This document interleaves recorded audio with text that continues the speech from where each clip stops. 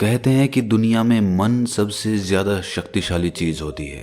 अगर किसी चीज को तुम पूरे मन से चाह लो तो तुम उसे हासिल कर सकते हो। ये मैं नहीं कहता, ये सभी महापुरुषों का कहना है। लेकिन अगर ये सत्य है, ये सच है, तो जो हम अपने मन से चाहते हैं वो हमें हासिल क्यों नहीं होता है? भाई, कोई भी इंसान अपने मन में दुख तो नहीं चाहेगा, लेकिन वो रहता तो दुखी है। हर इंसान अपने मन से तो कामयाब होना चाहता है, खूब पैसा कमाना चाहता है, लेकिन फिर भी वो कामयाब नहीं होता।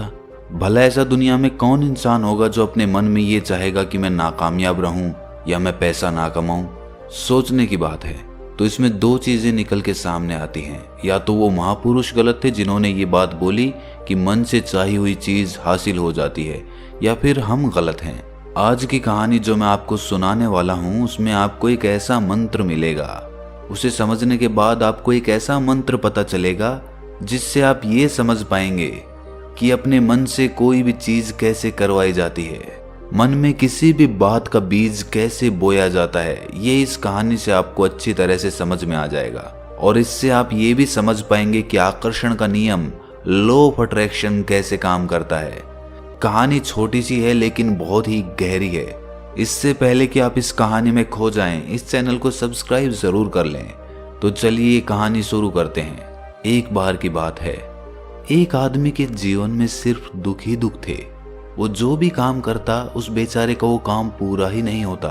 घर में आता तो घर में कलेश बना रहता, किसी से कोई मदद मांगता तो कोई उसकी मदद नहीं करता। ऐसा लगता था कि चारों ओर से दुखों का पहाड़ उसी पर टूट पड़ा है।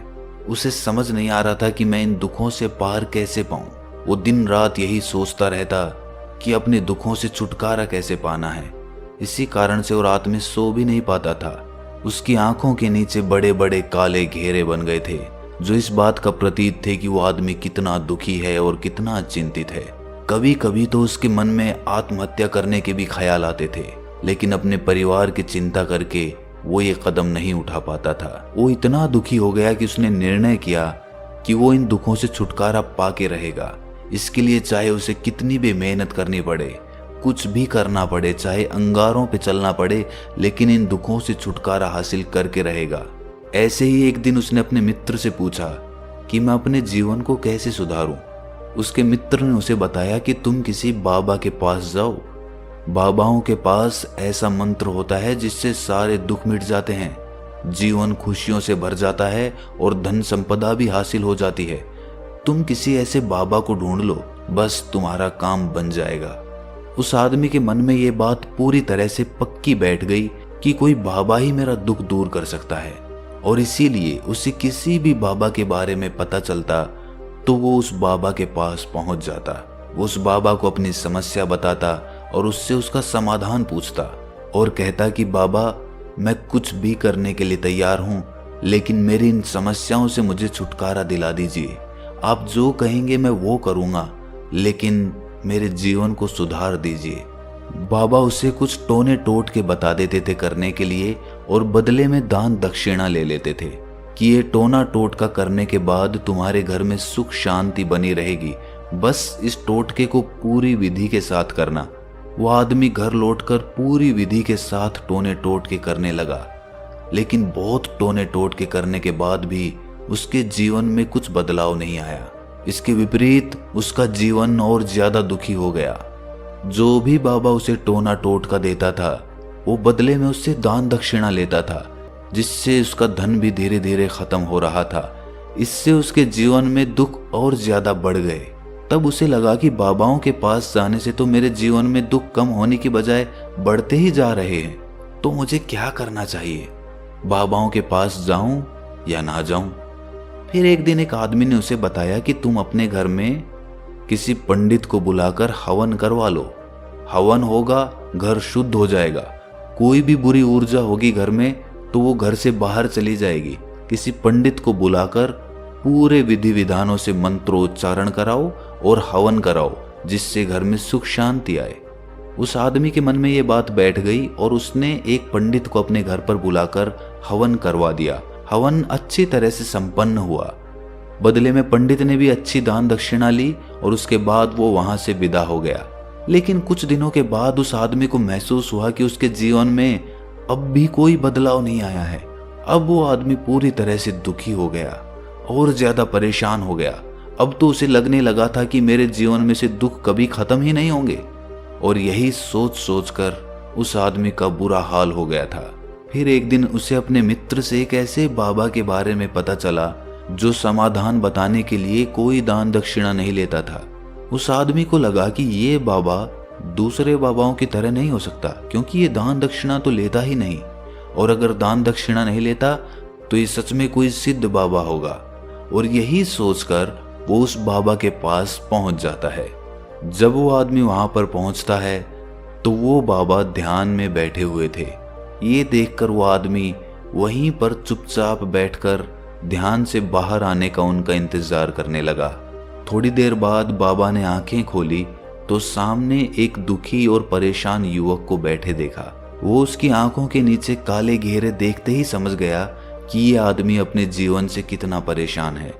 उसे संबोधित करते हुए बाबा ने पूछा कि बच्चा, क्या चाहते हो? बाबा के पास क्या लेने आए हो? उस आदमी ने कहा कि बाबा, मैं अपने जीवन से बहुत परेशान हूं। मैंने इन दुखों को दूर करने के लिए बहुत सारे रास्ते अपनाए, हर वो तरकीब करके देखी जो किसी बाबा ने मुझे बताई, हर वो काम किया जो किसी भी इंसान ने मुझसे करने को कहा, लेकिन मेरे जीवन में दुखों में कोई कमी नहीं आई। बाबा, इसके विपरीत मेरे जीवन में दुखों में बढ़ोतरी हो गई। मुझे समझ नहीं आ रहा है कि मैं क्या करूं। कभी कभी तो मैं आत्महत्या करने की सोचता हूं, लेकिन अपने परिवार की सोचकर मैं ये कदम नहीं उठा पाता। मैंने आपके बारे में बहुत सुना है बाबा, और मैं बहुत उम्मीद के साथ आपके पास आया हूं। कृपया करके मुझे कोई ऐसा मार्ग बताएं जिससे मुझे अपने दुखों से छुटकारा मिल जाए। मैं अपने दुखों से छुटकारा पाने के लिए कुछ भी करने को तैयार हूं। आप मुझे कोई भी रास्ता बताएं, चाहे वो रास्ता कितना भी कठिन क्यों ना हो, मैं उसको पार करके रहूंगा। बाबा ने महसूस किया कि आदमी तो सच में बहुत परेशान है। बाबा ने उसकी बात सुनकर कहा कि बच्चा, दुखों को दूर करने के लिए मंत्र ऐसे ही नहीं मिलते। मंत्र पाने के लिए कुछ करना पड़ता है। तुम कुछ कर सकते हो? ये सुनकर पहले तो उस आदमी ने सोचा कि ये बाबा भी मुझसे दान दक्षिणा ही मांगेंगे, लेकिन और कोई रास्ता ना पाकर उस आदमी ने कहा कि बाबा, आपको जितनी भी दान दक्षिणा चाहिए मैं देने के लिए तैयार हूं, लेकिन आपका मंत्र सच्चा होना चाहिए, वो पूरा होना चाहिए, उसका फल मुझे मिलना चाहिए। उसके बाद मैं आपको जो भी दान दक्षिणा लेना चाहते हो वो दे दूंगा। बाबा ने कहा कि दान दक्षिणा तो बहुत छोटी सी चीज है, मुझे वो नहीं चाहिए।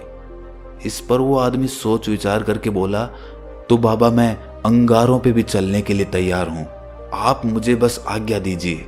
बाबा ने कहा कि अंगारों पे चलने वाली छोटी चीज मैं तुमसे नहीं कराने वाला। मैं जो तुमसे कराने वाला हूं वो बहुत कठिन मंत्र है, उसे पूरा कर पाओगे?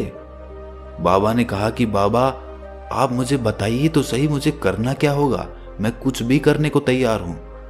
इस पर बाबा ने उसे कहा कि यहां से जब तुम अपने घर जाओ तो रास्ते में अपने मन में ये दोहराते जाना कि मैं सुखी हूं, मैं सुखी हूं, मैं सुखी हूं। बार बार अपने मन में यही दोहराना, और याद रहे जुबान पर ये नहीं आना चाहिए, ये सिर्फ मन में दोहराना है।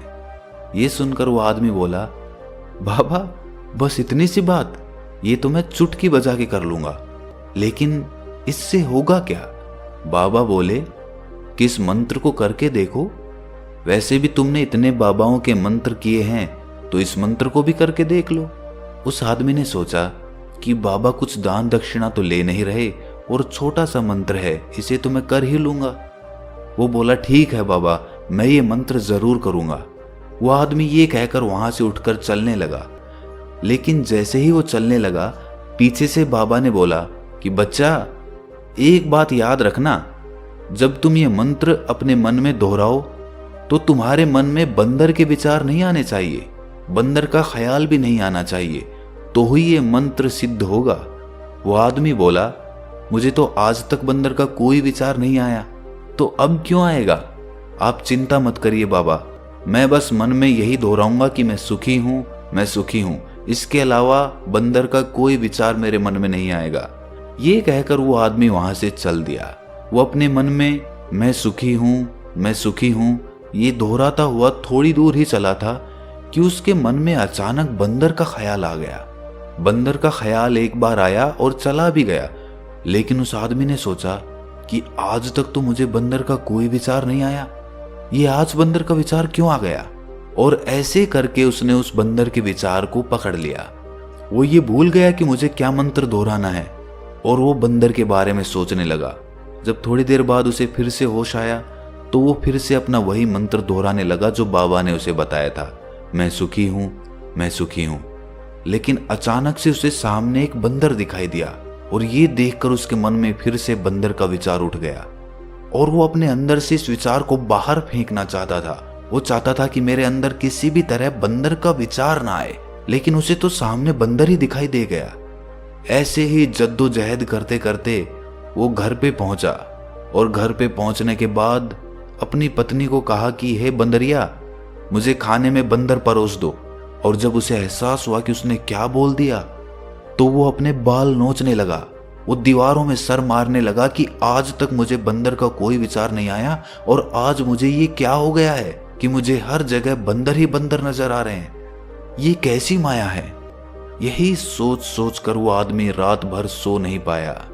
रात भर करवटें बदलता रहा और सुबह उठकर सीधे उसी बाबा के पास पहुंच गया और उसके चरणों में गिरकर कहा कि बाबा, पता नहीं क्या चमत्कार हो रहा है, आज तक मुझे बंदर का कोई विचार नहीं आया, लेकिन कल से जब से आपने मुझसे कहा कि बंदर का विचार नहीं आना चाहिए, तब से मुझे हर जगह बंदर ही बंदर नजर आ रहे हैं। उस आदमी ने कहा कि बाबा, मुझे तो आपके पीछे पेड़ पर बैठा हुआ बंदर भी केले खाता हुआ दिखाई दे रहा है, ये हो क्या रहा है बाबा।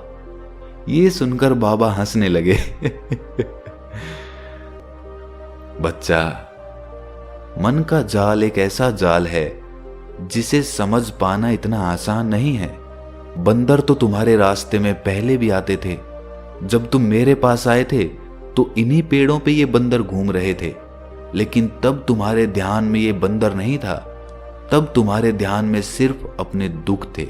इसके बाद बाबा ने उसे बताया कि बच्चा, हम जिस चीज से भी दूर भागना चाहते हैं वही चीज हमारे मन में बहुत गहरे में प्रविष्ट हो जाती है, वो हमारे अंतर मन में समा जाती है।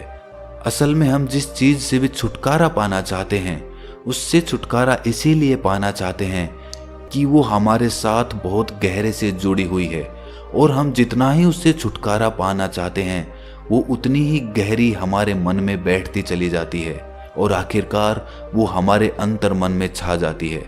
ऊपर से तो हम चाहते हैं सुखी होना कि मैं सुखी हूँ, सुखी हूँ, हमारे होंठ भी यही बोलते रहते हैं, लेकिन हमारे मन में दुख समाये होते हैं। हमारे विचारों में, हमारे मन में हमें दुख ही दुख दिखाई देते हैं।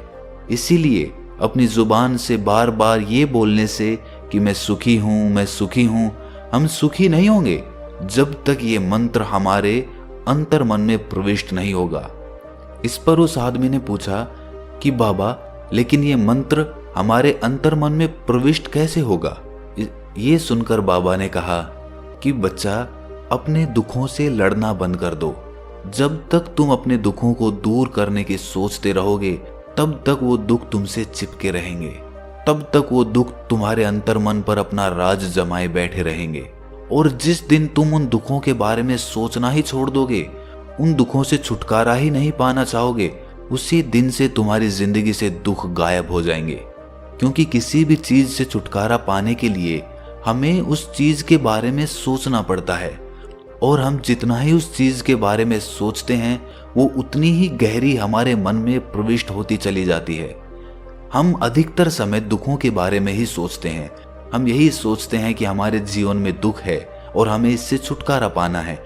इसी वजह से बार बार सोचने से वो दुख हमारे अंतर मन में प्रविष्ट हो जाते हैं और हमें एहसास भी नहीं होता। इसीलिए अगर तुम दुखों से छुटकारा पाना चाहते हो तो दुखों से छुटकारा पाने के बारे में सोचना छोड़ दो। तुम्हें दुखों से छुटकारा मिल जाएगा। अक्सर आदमी धूम्रपान छोड़ना चाहता है, शराब छोड़ना चाहता है, सुबह अपने आप से ये वादा करता है कि मैं कोई भी गलत काम नहीं करूंगा, लेकिन शाम को जब लौटता है तो नशे में चूर होकर लौटता है। ऐसा क्यों होता है कि जो हम सोच रहे हैं वो पूरा कर ही नहीं पा रहे हैं? असल में हम उस चीज को बहुत ज्यादा तवज्जो दे रहे हैं, उस चीज को बहुत ज्यादा अहमियत दे रहे हैं। जब भी हम उस चीज को छोड़ने के बारे में सोचते हैं तो हम उसकी इम्पोर्टेंस यानी कि विशेषता और ज्यादा बढ़ा देते हैं।